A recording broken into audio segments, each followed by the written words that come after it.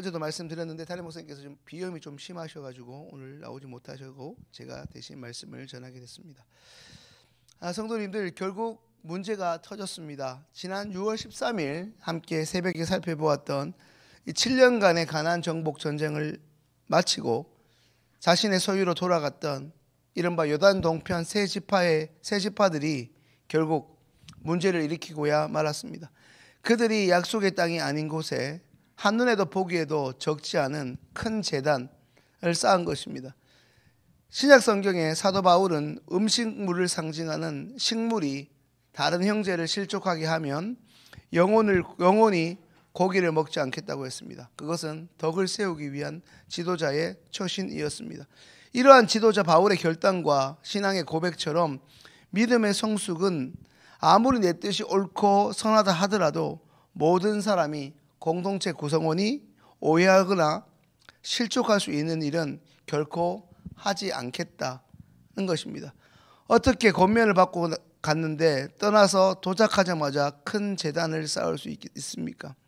자신들은 제단을 쌓는 것이 아니라 길갈에서 요단의 돌을 기념하였듯 하나님을 기념하기 위해 쌓았으니 잘못된 것이 아니라며 오히려 아무렇지 않게 반응합니다. 하지만 정말 그런 뜻이었지만 그 제단을 쌓기 전에, 그리고 자신의 소유지로 돌아가기 전에 서편지파, 제사장, 대제사장 등 각 지파의 족장과 같은 여호수아를 비롯한 지도자들과 분명히 의논을 했었어야 옳았습니다. 그저 자신의 임의대로 이렇게 단을 쌓은 것은 분명 잘못된 경솔한 행동이었습니다. 이제 신명기 12장 13절에서 14절 말씀 함께 읽겠습니다. 너는 삼가서 내게 보이는 아무 곳에든지 번제를 드리지 말고 오직 너희 한 지파 중에 여호와의 택하실 그곳에서 너는 번제를 드리고 또 내가 내게 명하는 모든 것을 거기서 행할지니라. 방금 함께 읽은 이 부분을 원어적으로 이해해 보자면 여호와의 선택하실 오직 한 곳에서 번제를 드리라는 의미로 볼 수 있습니다. 그러니 지금 요단 동편으로 돌아갈 이 세 지파의 행동은 분명히 오해를 받아 마땅한 행동이었습니다. 삶을 살아가다가 어처구니 없는 일은 충분히 그 어떤 사안에 대해서 잘 알고 있을 만한 사람이 공동체에 피해를 끼치며 어이없는 행동이나 실수 혹은 잘못을 하고 나서 그때 한다는 말이 나는 몰라서 그 어이없는 행동이나 실수 없는 잘못을 하고 한다는 말이 나는 몰라서 그랬다는 것이죠. 물론 당사자들이 진짜 몰라서 한 말일 수 있겠지만 이미 아는 사람들은 다 알고 있다는 것입니다. 정말 어처구니 없고 어리석은 변명이 아닐 수 없습니다. 더군다나 지금 느헤미야를 비롯한 이 세 지파는 하나님을 전혀 모르는 초신자, 불신자가 아니라 하나님으로부터 그들의 인생 가운데 연단이라는 연단은 겪을 대로 다 겪은, 소위 우리 교회로 말하자면 직분자라고 해도 과언이 아닌 그들이 아니었습니까?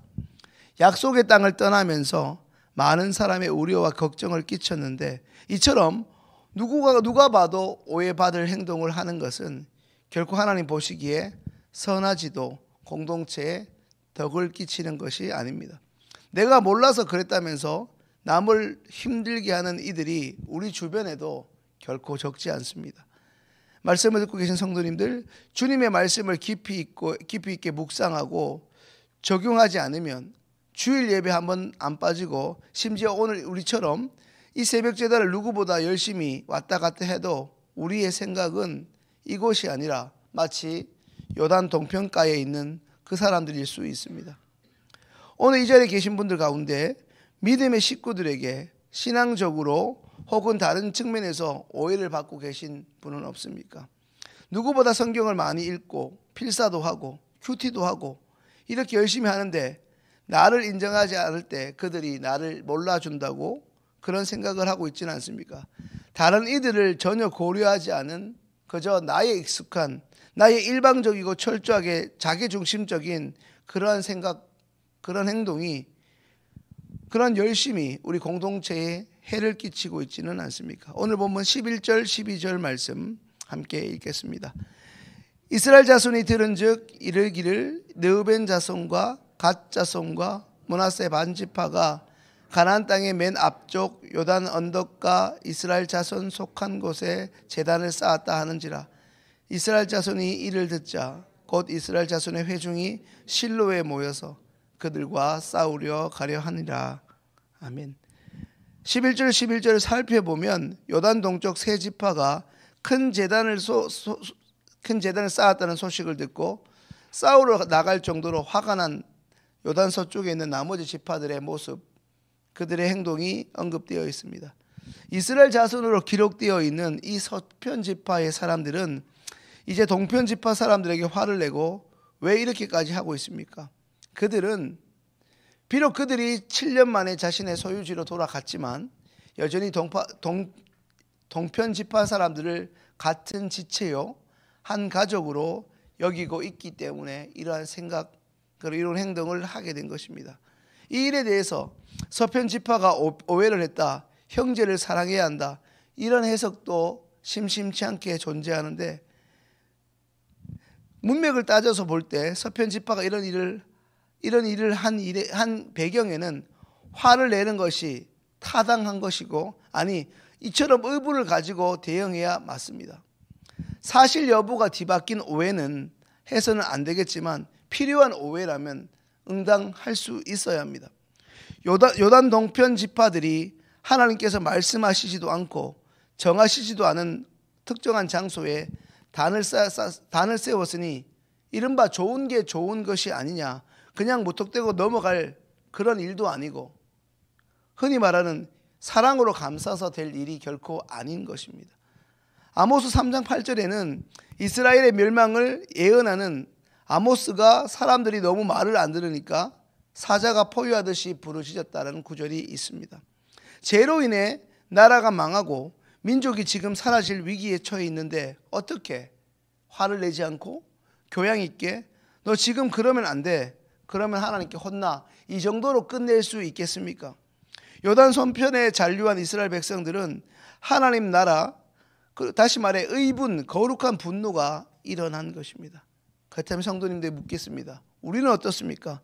남들이 나의 자존심을 상하게 하거나 나를 조금만 오해해도 쉽게 분노하고 쉽게 반응하고 있지 않습니까? 나와 관련된 일이나 내가 삶 가운데 피해를 보는 쪽에는 그렇게 쉽게 민감하게 반응하고 이른바 감정을 폭발하면서도 나의 주인이신 하나님과 예수님이 모독당하고 심지어 하나님의 영광이 나의 잘못으로, 나의 가벼운 언행과 나의 잘못된 처사로 인해서 하나님의 영광이 가려진 그 순간에는 오히려 너무나 쉽게 아무것도 아닌 것처럼 침묵하거나 외면하고 있지는 않습니까? 좋은 게 결코 아닌 것입니다. 비본질적인 것은 좀 모른 척 해주고 타인의 허물은 사랑으로 감싸줘야 분명 맞지만, 오늘 본문에 나타난 것과 같이 하나님이 명하시지 않는 곳에 제단을 쌓는 이와 같은 본질적인 부분은 결코 타협의 대상일 수 없고 타협해서는 안 되는 것입니다. 말씀을 정리합니다. 교회의 직분자라고 하면서 매일 새벽을 빠지지 않는다고 은근히 자부심을 가지면서 이 자리에 나오지만 결국 우리의 삶이 믿지 않는 가족과 충돌하기 싫다는 이유로 지금 추석 연휴 가운데 있는데 제사 때 같이 절을 했어야 되겠습니까? 믿는다고 하면서 신년만 되면 토종 비교를 보고 직분을 받은 자가 알게 모르게 운세에 의존하고 있다면 그게 응당 맞는 일이겠습니까?